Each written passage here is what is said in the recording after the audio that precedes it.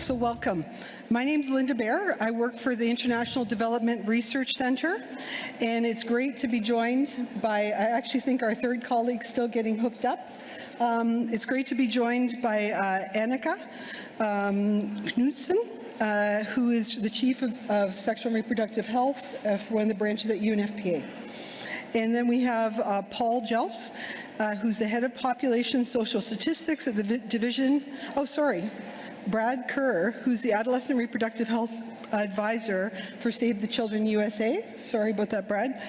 And then coming up is Mark Redwood, who's the Vice President for Water, Sanitation, and Environment at Co-Water International. So hopefully we can get his mic sorted out. So welcome to the session on adolescent health and climate crisis. I know this is an area that we're all being stretched in, so we will try and provide some reflective remarks, but we're also looking to have a good chunk of time for interaction and questions. When we were coming together and discussing this, one of the main purposes that we wanted to leave you with was how do we bring about a shift in the prioritization of adolescence in response to climate change, and particularly a gendered response that in meaningful ways. So how climate change or how climate crisis affects adolescents really brings together much of what we've heard over the last day and a half. And it's been great to hear the speakers this morning touch on many of the things that we're going to resonate with also. In looking at the Lancet, the Commission on Climate Change and Health, they put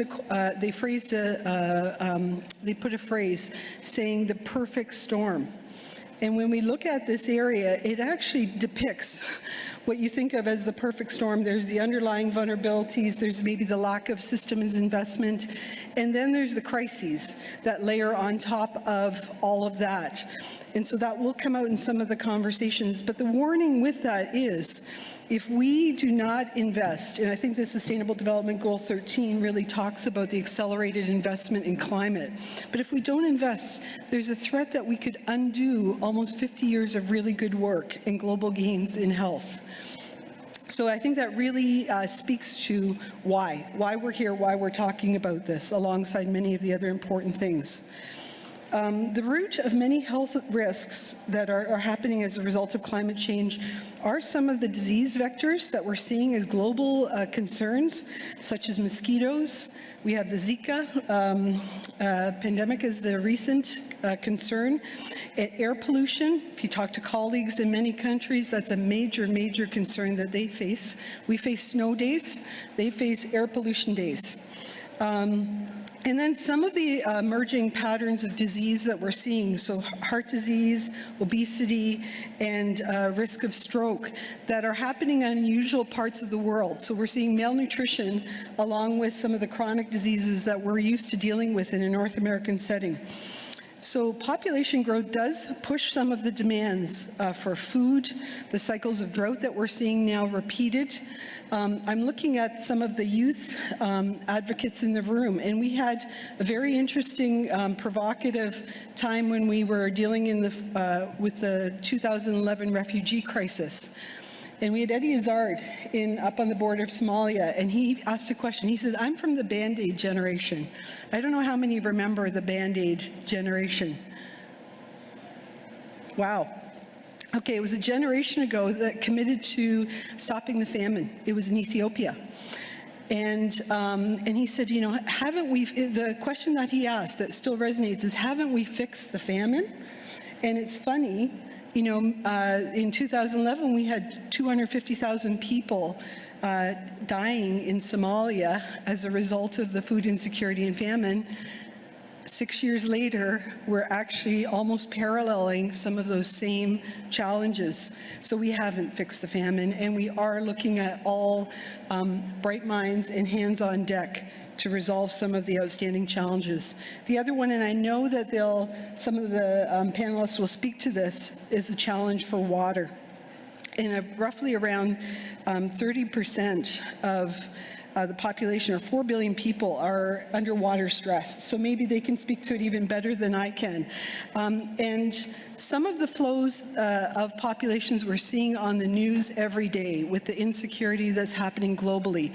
So some of the big challenges that are ahead of us are the issues of migration, violence, and the global threats to security that really are bringing forward the challenges when we talk about climate crisis. So no easy task here, but we'll start with Annika.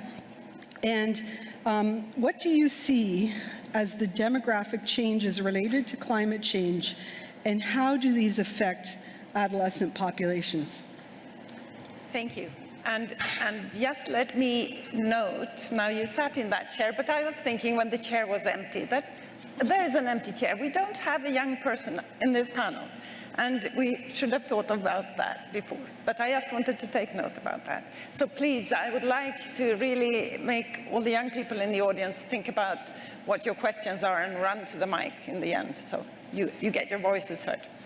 So thank you, and thank you for that introduction. I think when it comes to the demographics, we already know about the huge generation that we have of adolescents and young people. We also know that this is the first period, the first Anthropocene period that we're in. And I've learned that that means that this is the first climate period where we have great interference of humans.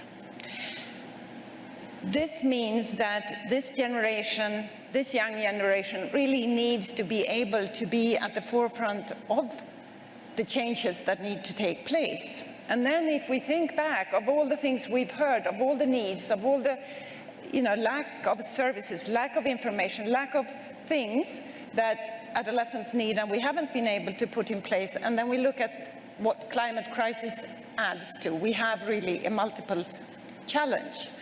And I think we've been talking about the demographic dividend, and that's something that we look to 20 years from now, maybe. And it's not something that we should say that we should harness. It's something that young people of this generation should be part of, should be able to make for themselves. And I think that the current climate crisis really undermines those prospects. We need to invest now. I think that if we look back, what is a crisis? Any crisis in the short term has in common that it overthrows the normal, the anticipated, it disrupts and halts ongoing events and processes, sometimes also reinforces norms and patterns, and in some instances dissolves norms and patterns. And all of these are very important features to remember when we talk about adolescents in crisis. So I know we're short of time, but I've worked in Ethiopia many years, and the last 4 years. And in the fall of 2015, the El Niño hit very hard. 18 million people were affected to the extent that they needed food assistance. 45% of these were under 15 and 71% under 30. So thinking of all we've heard here, and I would almost urge you to close your eyes and think about what happens when climate crisis hits, when there is a drought. It starts with increased worry, stress, and anxiety. Schools close, food is scarce, hope is lost, water is of course also scarce, job opportunities are no longer there, migration is a last resort, and families dissolve. Adulthood comes quickly, and everything is halted in a way. The future is very uncertain, and what should be a period of empowerment is now a period of disempowerment. But the psychological and socio-cognitive and emotional forces in you as an adolescent, you can't hold them. We heard Abdul this morning saying he lost his life, and I think this is very important for us to remember. We've also heard that child marriage increases. We take Bangladesh as an example. I don't have figures from Ethiopia, but I'm sure this is also features from Ethiopia, where parents try to save their young girls. And I think we need to remember that the climate crisis also has very different effects on boys and girls. Boys may escape earlier. Women, young girls and women need to take care of the families who are in place. So I think there are many different ways that the demographics really are there at the center of the problems on adolescent health in climate crisis. Great, thank you. I don't know if I'm back on. Okay, and so I'm going to ask Brad and Mark to maybe highlight what are the biggest challenges for youth given the change in the climate, and what do you see as good practice or the best opportunities that are there to address these challenges? It can involve a multi-sector, building on a multi-sector work that's going on, but I think you both have varied experience. So who are we starting with? Okay, Mark. Thank you very much. Do I have to do it? No, okay, the mic comes on. That's great.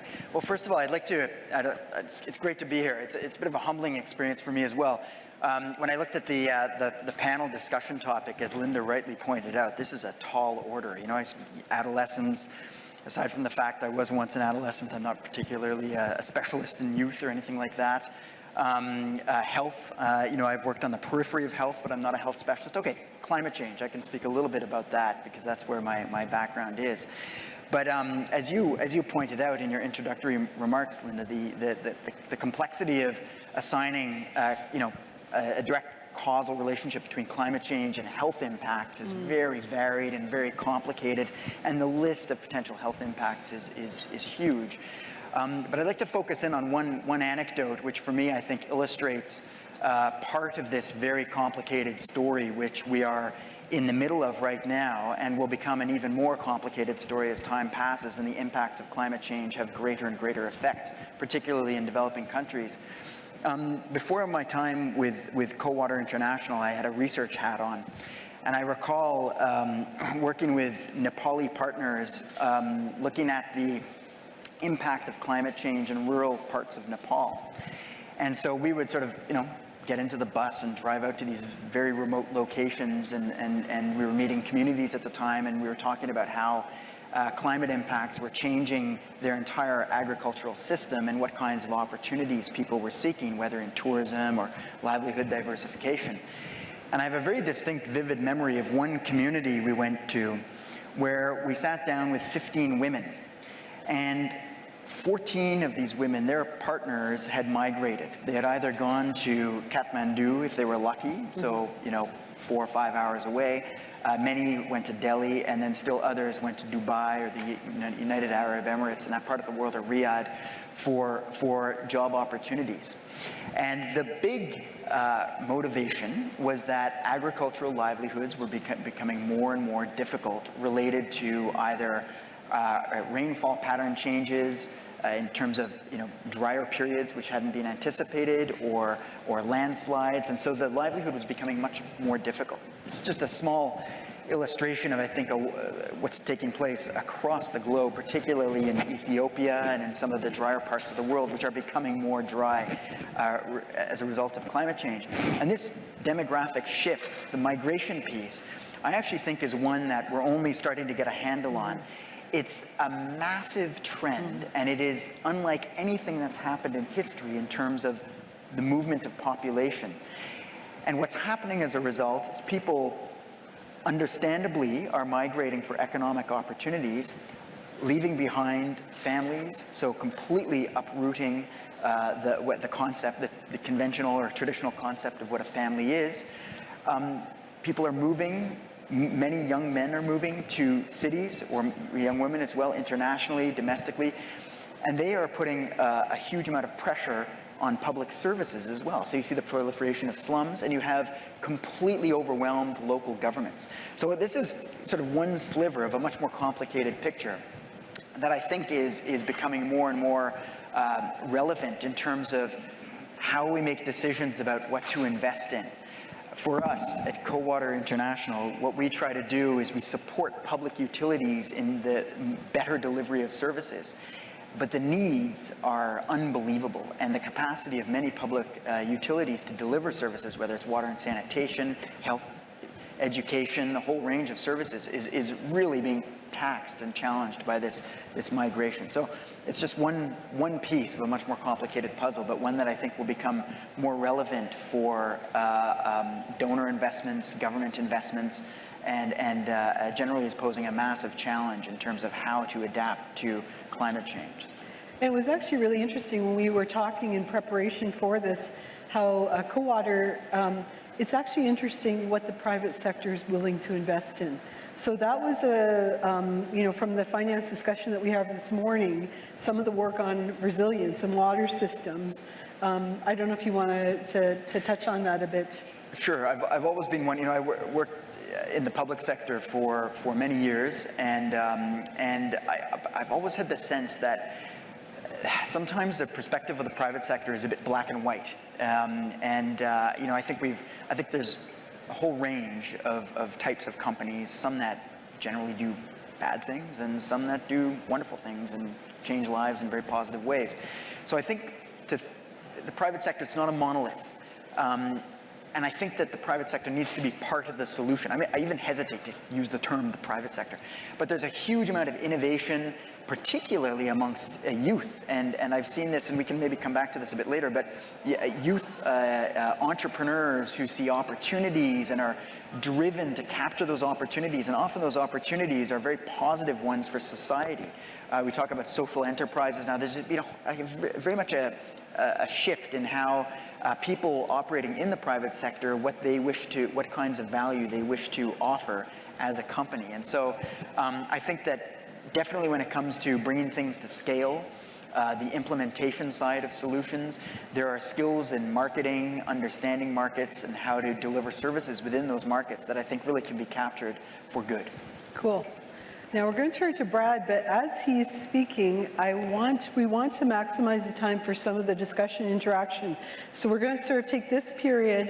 If you want to start queuing up to the mics, we'd love to have that. And then we're going to have some key remarks back from each of the speakers, including answers to some of your questions and comments. So please make your way, and we'll ask Brad to comment also. Thanks. Great. Thanks, Linda. So I'm Save the Children's Adolescent Sexual and Reproductive Health Advisor. So like Annika, I bring this sexual reproductive health lens to climate change. And in March, I was in the Karamoja region in northern Uganda, and that's a place where they've been experiencing intermittent rainfalls for the last couple of years. And what we're seeing there is the same types of demographic changes that we're seeing in places where there's an immediate shock, like a cyclone or a typhoon. So I put that frame in mind when I was thinking through two challenges and best practices that Save the Children is doing to mitigate these challenges. So the first challenge I want to highlight really is this quick disruption of protective systems. So this includes health systems, education systems, but also the community bonds and the strong family ties, and then the loss of livelihoods. And this really leads to what we see as four major health outcomes or poor health outcomes for adolescents. So the first Annika touched on, which is girls leaving school. We're seeing this in these cases. When resources become scarce, girls' workloads increases and they're the first to be pulled from school, more so than boys. And that leads to, you'll see what it leads to, but we know some of the reproductive health outcomes of that. The second shift that we see is an increase in sexual violence and trafficking. As girls start walking longer distances for firewood and water, or migration to different parts to be with different family members, we see increased vulnerabilities to the sexual violence and/or trafficking. Or in cases of for example, in the Philippines, right after the Typhoon Haiyan, Save the Children did see a remarkable increase in trafficking and exploitation of girls, in immediate aftershock of the chaos and people trying to figure out what to do. The third outcome you touched on is an increase in early marriage. So unfortunately, families during this time when resources are scarce, they start marrying off their daughters as a coping strategy when faced with these climate shocks. Sadly, it's the easiest way for families to lighten their economic burden. And when you think about the early marriage hotspots, like Bangladesh, India, East Africa, these are also the hotspots of climate change. So you see some of the most poorest communities who have this this double burden. They have cultural practices leading to early marriage, but then also the pressure, the resource pressures because of the climate shocks. And then the last outcome we see really has been a decrease in nutritional status for girls. So when you combine that with the other three outcomes I talked about, there's the perfect storm for babies being born to adolescent girls too young, too soon, and too small. And you put that in combination with fragile health systems and a breakdown of those services and a huge rise in neonatal deaths. So some of the good practices, I know this conference can really be a downer, but let's talk about some of the good practices that we're seeing. They're not, the interventions that we Save the Children and others are doing aren't necessarily sexual reproductive health interventions that will mitigate these outcomes. They are these multi-sector livelihoods interventions, even before the shock happens. Improving families' livelihoods, their resiliency, their ability to cope financially with shocks. So, and having assets that can be used in emergencies so that daughters don't become commercialized assets for them when there is a shock. Great. And then, Thank you very much. I think Annika has a remark, and then we'll go to a couple from the floor. Thank you. Just one second. Yes, from what Brad touched upon here or mentioned, I do think it is, SRHR provision is not the solution in that situation, but it's still needed. That process, that developmental process that really we've been talking so much about, and the need of the adolescents to access those services and that information still remains. So even if it doesn't solve the very dire situation that people are in, we need to remember that that is so important, because what climate crisis does on the demographics is that it really increases the number of people left furthest behind. We are struggling with reaching those that are there now, but this really increases that. So we really need to get young people in the steering seat here. Thank you. Very well said. Thanks. So we'll go here, and we've got a couple, maybe just say your name and quickly either your comment or question. Thanks. Hi, Stephanie from Population Media Center. We've heard adolescents described at this conference as powerful and unstoppable, and the adolescents and youth are going to become the parents and young adults and leaders of the future. But when we talk about climate crisis and climate change, it's often in terms of it happening to them and not in terms of how they're going to be helpful in uncovering the innovations and the changes and the adaptations and the behaviors that are needed on a country-by-country level, unique in every situation. So what is being done to build awareness of climate change in general, but also building the capacity of youth and adolescents to act on that within their own communities and countries and really lead in that, because we're going to need them for decades dealing with climate change. Great. We'll take a couple more, and then we'll, yeah. Hi, Katie Lloyd from CanWatch, and I appreciate that the adolescent climate crisis health nexus is a bit of a niche area. I have two quick questions. One is, this comes from a recent conversation I was having around when we're talking about development and humanitarian transition, or vice versa, there's already challenges there. And then when we talk about partnerships between those and needing to include climate crisis and climate change scientists and experts in that mix of well, how do you see a space for including all of those players in forming that solution? And then the second is, Linda, when you started off, you talked about the Bandaid era and how that really generates financing for famines. And today, we still are in need of much financing for famines, yet headlines are taken over by other subjects, often by alternative facts that directly challenge exactly what we're talking about here. So what are some solutions of leveraging social media, et cetera, to ensure that funding is going to where it's needed? Great. we'll take these two and then we'll go to a round of response. So maybe over here. Yeah. Hi, I'm Lily. I'm with Plan Canada International. So there are many positive outcomes from transitioning towards like a green economy, such as creating jobs in like renewable energy sectors and obviously aiding our environment. But my question is, are there any specific outcomes that you see that aid adolescents directly? And also, are there anything that youth can do to improve both adolescents' health and aid to the environment at once, whether it be in our country, Canada, or another first world country, or in some of these countries that maybe struggle more from the effects? Is there anything that the youth themselves can do to specifically improve these situations? Great question. Last one here. Hello, this is Iram from UNFPA.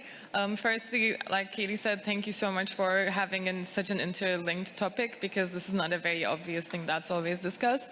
At least from the youth movement's perspective, I actually see that oftentimes the climate change movement and the health sector, etc., these will be really separate in terms of who is involved and the methods that they're using. I guess this maybe broadly applies as well. Is there a way for the more social movements to actually have more synergy in tackling this? Because I feel like we're just approaching the health side, but how could we link up with the climate change movement? Great, thank you. I think given our time, I'll ask, we'll sort of maybe say who wants to go first, but ask you to address some of the comments or the questions, and then if you have one or two key messages. So we've got sort of about 3 minutes-ish each. So who wants to start? Okay, let me start and then see where we end up. I do agree to that need to link climate change actors and health actors. If we really want to have young people, and I think young people need to drive the climate change agenda as much as their own well-being and health.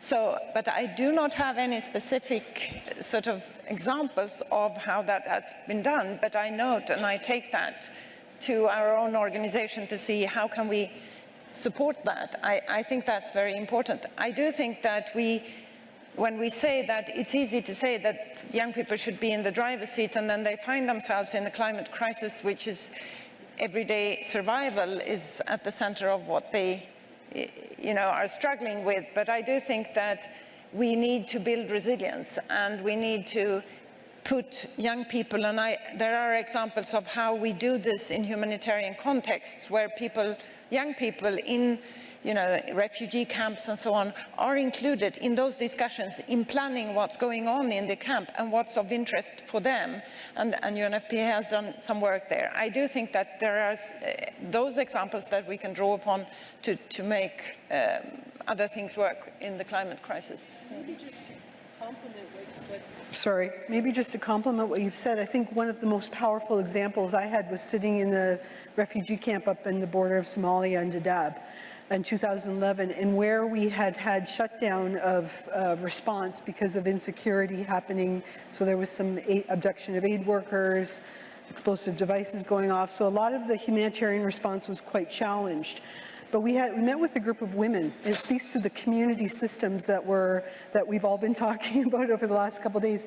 And they said, no, we're going over to the new part where the new people are coming, and we're going to go and do the same level of support that has been so helpful for us. So I think sometimes those community systems, which are committed, mobile, and they're facing risk also in that process, but I think are very, very meaningful, and they're a good complementarity to making sure that we're getting intervention out. So thanks. We'll go ahead with Brad. Okay. These were really great questions. I don't think I'm well prepared for all of them, but there was the first one around us talking about adolescence as powerful and a force, with the climate change, it's happening to them, but what can they do? But something that we haven't discussed here that I want to bring out through this question is, the evolving capacities of an adolescent, and reminding everyone that adolescence starts at 10 years old. Young adolescents, 10 to 14, and then they go through all the way through their young adulthood, age 24. And this idea of scaffolding, that adolescents need that scaffolding and the support that gets removed as they gain new competencies and skills, and how important that scaffolding and that guidance and support is for their healthy development. And I think that's why it's so stark in both a climate crisis area, but even a man-made crisis, any emergency, it is a huge shock, and there is a huge disruption of that protective system. And so it can seem like this is happening to them. And so it is an area of exploration and thinking around when protective systems are disrupted, where is that scaffolding coming from? Who's going to support and still help young people gain new capabilities and skills that will help their own well-being? So that's one thing. But that said, when you look at when we're responding to an emergency, Save the Children does emergency response in every emergency, young people are the ones there, ready, willing, and able to help, and often idle, have nothing to do while everyone else is trying to figure out what's going on. And it is an amazing time to harness that energy. And what we see with adolescents is when we engage them in be it distribution of safe delivery kits or rapid assessments, trying to count how many other adolescents are pregnant and need support, for example. These are the adolescents that actually fare better from a mental health perspective. They're there, they're helping, they feel they're using that power. So it's one solution. I'm going to interject again just to say to some of the millennials in the room and those that have been so articulate is we need to maybe understand that normative shift in thinking that you have been starting to voice here. And I would say, very interesting to see what you might think is important to hold on to and what you think is important to let go of. And I think that that's almost a litmus of, sometimes service and what's responsive service and what's responsive to the needs and what's not. So you have an ability to lead that. I know some of these areas are really complex, so it's a bit of all hands on deck to make the change work. But I think that there is that understanding that you need to be driving in the processes. And, yeah. First of all, I just want to compliment Brad on that analogy, the scaffolding analogy. I think that's a marvelous way of looking at it. The questions were excellent. I may have missed the fourth question, but if I could try to summarize a response to some of the points that were raised that I thought were very important ones. I think it comes down to three things. Being a bit of a reductionist, I guess, but leadership, getting out of one's comfort zone, and communicating. By leadership, what I mean is that, to Linda's point, that many youth are poised to will be future leaders. And in what ways, if we're talking about investing in climate resilience, which for youth and for better health outcomes, it's about identifying leaders, supporting those leaders through the development of their careers from youth, through their academic or technical training or non-academic careers, and building up that ability to lead. And I do want to point out, I think Canada has one of the best kept secrets in the world of international development assistance, and that's the International Development Research Center, IDRC, where Linda works. But it's a marvelous organization that kind of flies a little bit below the radar, but has a whole focus around building leaders for tomorrow. And that's an important part of Canada's overseas assistance, and I think it's important. So investing in leaders to take us forward is one thing. Secondly, getting out of one's comfort zone. These kinds of challenges, as we've already, everybody made clear, and Annika in particular, they're complicated. These are complicated problems involving very different sectors. From experience, engineers are not used to talking to social scientists, let alone working with social scientists. Social scientists view engineers with some suspicion. Lawyers are in a category of their own. But they all these disciplines have something to offer to a solution, and complex problems require comprehensive solutions. One thing I've observed working in the consulting world is that no longer do you see requests for proposals that are just for, or very rarely, just for engineers or just for economics. The larger ones are now looking for firms and organizations that can bring different disciplinary expertise to bear on finding the solution. And I think that's a major shift and a very important one. And the final point is referring to a question that was asked there about how can scientists, I'm not sure I totally got it, but how can scientists sort of have more influence in terms of finding out some of the, being more precise in terms of solutions in the era of alternative facts. Scientists are not great communicators all the time, and those scientists that are good communicators tend to really rise to the top of their field and become big, very influential. Scientists are great at talking about what is not known. And you see this in the climate change world. There's always a caveat. Well, we know this, but we can't say for certainty this, this, and this, and this because the range of probabilities are there and there's a lot of uncertainty, blah, blah, blah. And that's important also in the scientific community, but when scientists are becoming public policy advocates, there has to be more emphasis on what is known.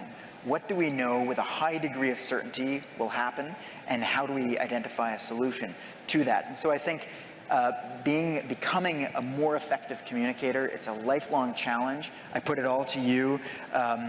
Figuring out ways to become a better writer, better communicator will help you all in your careers and help you become better leaders and have more influence. So I think that's an important piece to it. Great, and just to maybe comment on the Bandaid and some of the partnerships, I think we have to realize where the strength is and where we need to work together. And in climate crises, or in any crises, we need to sort of drop some of the things that are maybe disablers for that and just do it. So everybody has to, to really come alongside and look at how their role can support what's needed for the population. So if you're focusing on the needs of who you're serving, it always is a way better approach. So I think the collaboration, we ground a lot of our response in country, and I think that that's really important to have the leadership there and to complement that and build it. So, and then it was really cool, the investment discussion that we just had talked about like understanding where the best investment is. And I think that that's some of the analysis needs to be much more nuanced in saying what is the investment for that population. It sort of pushed the HPV. Very interesting. It pushed the educational piece out there. And I think that was the challenge, what I said back to the colleague that we did with that was questioning that, and it was because there was a bit of a fatigue on the aid response. I said, we just haven't invested. Like, it's sort of like we're investing in the tip of the iceberg and we're not investing in some of those things that are going to create the transformative change.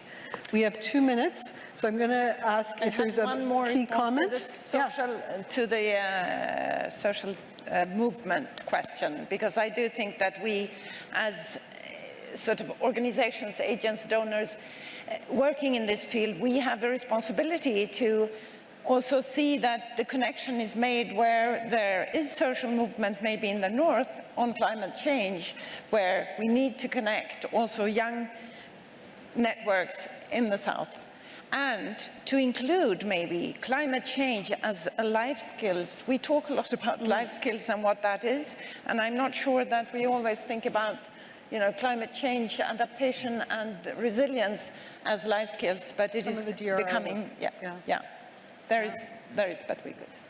Do you have anything else to add, or we? Just key messages, if you're shifting there. Yeah. Okay. We have a minute. We might need about a minute each, at least, for our key messages. I have 3 key messages or strategic considerations for people to take away, so I'll go through them quickly. I'm an SRH person, so I'm supposed to say family planning number 1, but actually my first is work in gender equality. 1, because we know that these are the determinants of poor sexual reproductive health outcomes, but also the gender inequality gets so exacerbated in times of crises. So I think it's definitely an area for strategic investment before emergencies, during, and after. The second is a combination of keeping girls in school and family planning. And this one really came from my friend Google, who I consulted before this panel, and I learned about a new book that just came out last month that looked at the 100 solutions to climate change, and I was really excited to see the first one was a combination of girls' education and family planning. But they put it there, the researcher is very different viewpoint than we have here. He doesn't take a rights and empowerment viewpoint, he takes a carbon emissions viewpoint, and he looked at all this big data and said, we will have the biggest bang for our buck on CO2 emissions, more than every wind farm you can have on and offshore if we invest in family planning and girls' education. And then the last key message to take away is really not to leave the boys behind. I'm inspired at how much we're talking about girls at this conference, but we really need to critically think about what happens when the boys are left behind. The data's out there in emergencies around the mental health effects and the rise in mental health issues of boys during this time, but also to look at the gender socialization that's happening to boys during a crisis and that heightened masculinities that has surrounded them. And how that's going to have longer-term effects as they grow up and become have families and future relationships. So we are actually out of time. I'm going to look at Annika and Mark and say, is there a phrase or a key thing that you'd add? I have a phrase that I can read. A tweet. In order for people to adapt to climate change, they must be resilient, secure, and empowered. These aims cannot be achieved without universal access to sexual and reproductive health and rights. To prevent early marriage and early pregnancy, ensure educational attainment, and help all people, particularly women and girls, achieve climate-resilient livelihoods. Great.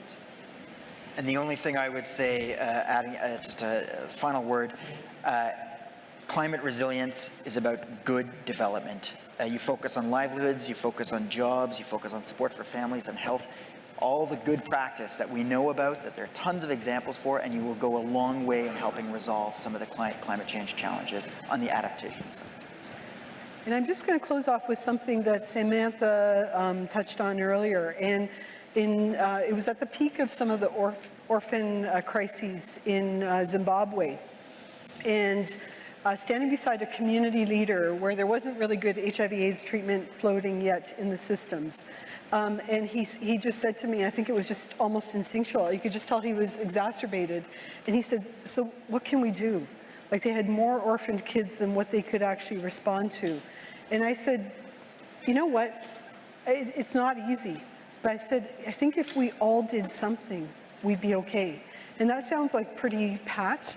But I think if we challenge ourselves to all do something, and I think that we have pretty amazing people around the room. So I'm challenging you to do something, to do something in your organizations, to take away what you've heard in the rich discussion that we've had and some of the provocative thinking that's come out of the morning, and to do something with it. Many of you are, so keep on doing that something.